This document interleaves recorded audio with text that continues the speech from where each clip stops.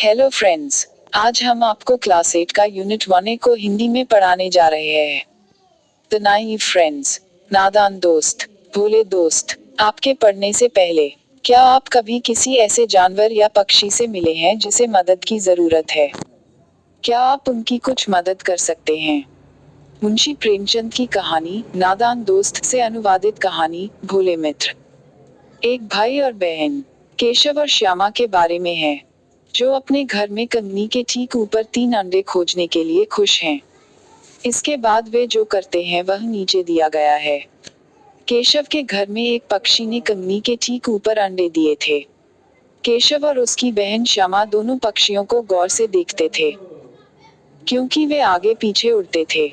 हर सुबह सबसे पहली बात, दोनों आते और अपनी आंखों को रगड़ते हुए, बमुश्किल जागते हुए, कनीज के सामने खड़े हो जाते। दो पक्षियों को देखकर उन्हें जो आनंद मिला वह इतना अधिक था कि वे दूध और जलेबी के आनंद को भी भूल गए। उनके मन में कई सवाल उठ रहे थे। अंडे कितने बड़े थे? वे किस रंग के थे? कितने? उन्होंने क्या खाया? उनमें से चूजे कैसे निकलेंगे? घोंसला कैसा होता है? लेकिन उनके सवालों का जवाब देने के लिए आसपास कोई नहीं था। माँ के पास घर के कामों के लिए और बाबूजी के पास किताबों से समय नहीं था। दोनों बच्चों को एक दूसरे से पूछकर और जवाब देकर खुद को तसल्ली देनी पड़ी। श्यामा, बताओ भैया, अंडे से निकलते ही चूजे उड़ जाएंगे? नहीं मूर्ख, केशव जवाब देंगे, एक विद्वान के रूप में गर्व। पहले उन्हें पंख उगाने होंगे। बेचारी बिना पंख के कैसे उड़ेगी? श्यामा, बेचारी चिड़िया अपने छोटों को क्या खिलाएगी? केशव के लिए भी यह एक कठिन प्रश्न था जिसका उत्तर देना था। कुछ दिन बीत गए और बच्चों की उत्सुकता बढ़ गई। वे अंडे देखने के लिए बेताब थे। वे निश्चित थे कि वे तब तक रच चुके थे। चूजे अब क्या खाएंगे, यह सवाल उनके दिमाग में भारी पड़ गया। बेचारी चिड़िया को अपने बच्चों को खिलाने के लिए पर्याप्त अनाज कहाँ से मिलेगा? चूजों का भूखा मरना निश्चित था। इस विचार ने भाई बहनों को बहुत चिंतित कर दिया। उन्होंने पक्षी को लेने के लिए कंगनी पर कुछ दाने बिखेरने का फैसला किया। श्यामा ने प्रसन्नता से कहा, ओह, तब पक्षी को भोजन की तलाश में कहीं उड़ना नहीं पड़ेगा, है ना? नहीं ओ, केशव ने कहा, वह क्यों करेगी? लेकिन क्या चूजे वास्तव में वहां गर्म नहीं होंगे? श्यामा के मन में एक नई चिंता कौंध गई। केशव ने तब तक इस समस्या के बारे में नहीं सोचा था। हाँ, उसने कहा, वे शायद वहां प्यास से मर रहे हैं। उनके ऊपर कोई छाया भी नहीं है। अंत में यह निर्णय लिया गया कि घोंसले के ऊपर एक स्थायी छत बनाई जाएगी। एक कटोरी पानी और चावल के कुछ दाने के प्रस्ताव को भी मंजूरी दी गई। दोनों बच्चे मन लगाकर काम करने लगे। श्यामा चुपचाप मिट्टी के घड़े से कुछ चावल ले आई। केशव ने गुप्त रूप से उसके तेल के पत्थर के कटोरे को खाली किया, उसे साफ किया और उसमें पानी भर दिया। लेकिन आश्रय के लिए कपड़ा कहाँ से लाएं? और छत को बिना सहारे के कैसे ऊपर रखा जाए? केशव ने कुछ देर के लिए समस्या का समाधान किया, इससे पहले कि वह अंततः हल हो जाए। जाओ और कचरे की टोकरी लाओ। सुनिश्चित करो कि माँ तुम्हें नहीं देखती। लेकिन इसके बीच में एक छेद है। क्या यह सूरज को बाहर रखेगा? पहले टोकरी ले आओ। केशव ने हल्की जलन के साथ कहा, मैं छेद की देखभाल करूंगा। श्यामा दौड़ता हुआ चला गया और टोकरी लेकर लौट आया। केशव ने उस छेद को कागज से भर दिया और टोकरी को पास के एक पेड़ की शाखा पर टिका दिया। देखो कैसे टोकरी की छाया घोंसले पर पड़ती है। सूरज अब नहीं निकल सकता। समझ की जांच आई। 1. पक्षी अपने अंडे कहाँ देते हैं? 2. केशव और उसकी बहन को दूध और जलेबी की खुशियां किस बात ने भुला दी? 3. किस विचार ने भाई बहनों को बहुत चिंतित कर दिया? श्यामा ने प्रशंसा से सोचा कि उसका भाई कितना चतुर है। गर्मी का महीना था। बाबूजी काम पर गए थे। दोनों बच्चों को सुलाकर माँ आराम करने के लिए लेट गई थी। लेकिन बच्चे कहीं सो नहीं रहे थे। आंखें बंद, उन्होंने अपनी सांस रोक रखी थी और सही समय की प्रतीक्षा कर रहे थे। जैसे ही उन्हें यकीन हुआ कि माँ सो रही हैं, वे चुपचाप उठे, दरवाजा खोला और बाहर निकल गए। जल्द ही वे अंडों को सुरक्षित रखने की तैयारी करने लगे। केशव कमरे से एक स्टूल लाया, लेकिन वह अभी भी इतना ऊंचा नहीं था कि वह कंगनी तक पहुंच सके। फिर वह पहले स्नानागार के नीचे एक छोटा सा बाथिंग स्टूल ले आया और अजीब तरह से ऊपर चढ़ गया।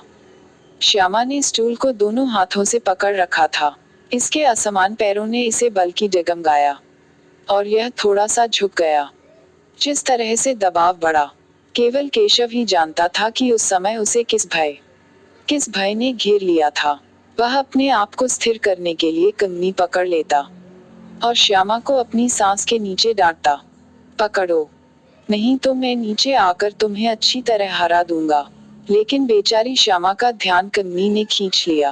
बार बार उसका मन उसी ओर घूमता रहा, और मल पर उसकी पकड़ ढीली पड़ गई। जैसे ही केशव के हाथ कंगनी के पास पहुंचे, पंछी उड़ गए। केशव ने देखा कि कंगनी पर कुछ टहनियां बिखरी हुई हैं, और उन पर 3 अंडे पड़े हैं। जैसा उसने पेड़ों पर देखा था, वैसा कोई घोंसला नहीं था। श्यामा ने पूछा, क्या तुम्हें कोई चूजे दिखाई दे रहे हैं? भैया, 3 अंडे हैं। चूजे अभी बाहर नहीं आए हैं। मुझे दिखाओ। भैया, वे कितने बड़े हैं? मैं करूंगा, लेकिन पहले अंडे के नीचे कुछ लत्ता ले आओ। बेचारे अंडे टहनियों और पुआल पर पड़े हैं। श्यामा बाहर भागी और केशव का फटा हुआ कपड़ा लेकर लौटी। झुककर उससे लेने के लिए झुकी। उसे कई बार गद्दी बनाकर अंडों के नीचे रख दिया। पुरानी साड़ी, मैं भी उन्हें देखना चाहता हूँ। भैया, श्यामा ने विनती की। हाँ, हाँ, मैं उन्हें आपको दिखाऊंगा, लेकिन पहले है केक लाओ ताकि मैं छत बना सकूं। केशव ने उत्तर दिया। श्यामा ने नीचे से टोकरी थमा दी और कहा, अब तुम नीचे आओ, मेरी बारी है। केशव ने टोकरी को डाल पर टिका दिया और कहा, जाओ, पानी और अनाज ले आओ, मुझे नीचे उतरने दो, तब तुम देख सकते हो। श्यामा पानी का कटोरा और चावल भी ले आई। केशव ने उन दोनों को टोकरी के नीचे रख दिया और धीरे से नीचे उतरे। श्यामा ने एक बार फिर भीख मांगी, भैया, मुझे भी ऊपर चढ़ने में मदद करो ताकि मैं देख सकूं। तुम गिर जाओगे। मैं नीचे नहीं गिरूंगा। भैया, तुम स्टूल को पकड़ लो। नहीं, नहीं, नहीं। अगर तुम गिरोगे तो माँ मेरी चटनी बनाएगी। वह मुझ पर आपकी मदद करने का आरोप लगाएगी। वैसे भी आपके उन्हें देखने से क्या निकलेगा? अब अंडे आराम से हैं। जब वे बच्चे पैदा करेंगे, तो हम दोनों चूजों की देखभाल करेंगे। दोनों पक्षी कंगनी के पास पहुंचे और फिर से जल्दी से उड़ गए। केशव ने सोचा कि क्या वे डर गए थे और उन्होंने मल निकाल लिया। श्यामा आंसू बहा रही थी।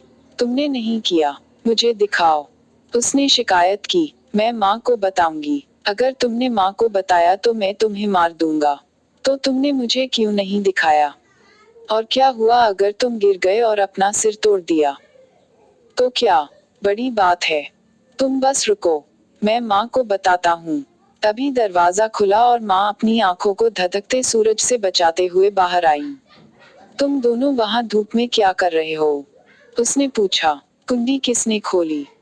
कितनी बार मुझे तुमसे कहना पड़ेगा कि दोपहर में बाहर मत आना? केशव ने कुंडी खोली थी, लेकिन श्यामा ने माँ से ऐसा नहीं कहा। उसे डर था कि कहीं उसकी पिटाई न हो जाए। केशव को डर था कि श्यामा चीख न दे। उसने उसे अंडे नहीं दिखाए थे, और इसलिए उस पर भरोसा नहीं किया। क्या श्यामा प्यार के कारण चुप थी या क्योंकि वह अपराध में भागीदार थी? यह कुछ अनुमान का विषय है। शायद यह दोनों था। समझ की जांच 2-1।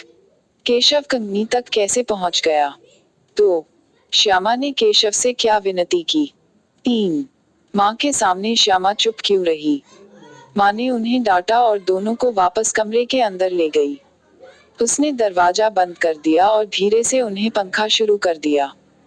दोपहर के 2 बजे ही थे और बाहर भीषण गर्मी की हवा चल रही थी। कुछ ही देर में दोनों बच्चे गहरी नींद सो रहे थे। श्यामा 4 बजे उठकर उठी। दरवाजा खुला हुआ था। वह कंगनी की ओर दौड़ी और ऊपर देखा। टोकरी का कोई निशान नहीं था। उसने नीचे देखने का प्रयास किया। वापस कमरे में भागी और चिल्लाई, भैया, अंडे नीचे गिर गए हैं। चूजे उड़ गए हैं।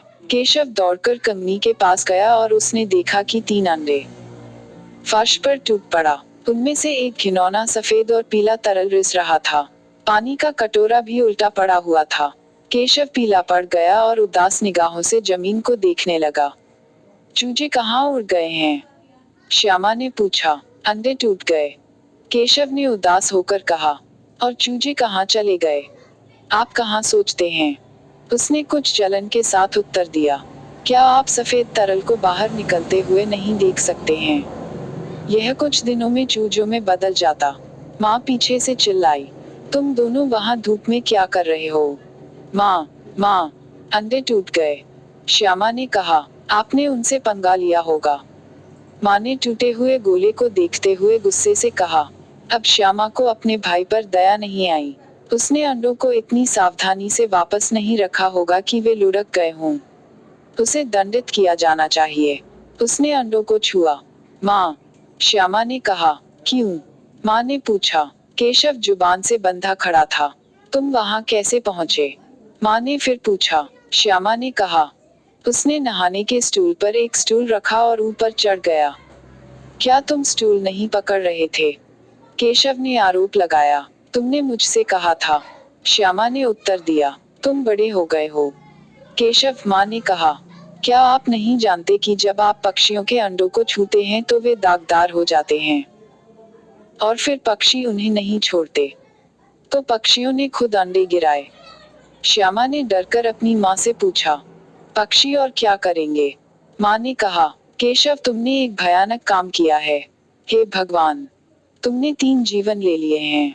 केशव दुखी दिखे। मैंने केवल अंडों को कुशन किया, उसने चुपचाप कहा। माँ ने मुस्कुराते हुए जवाब दिया।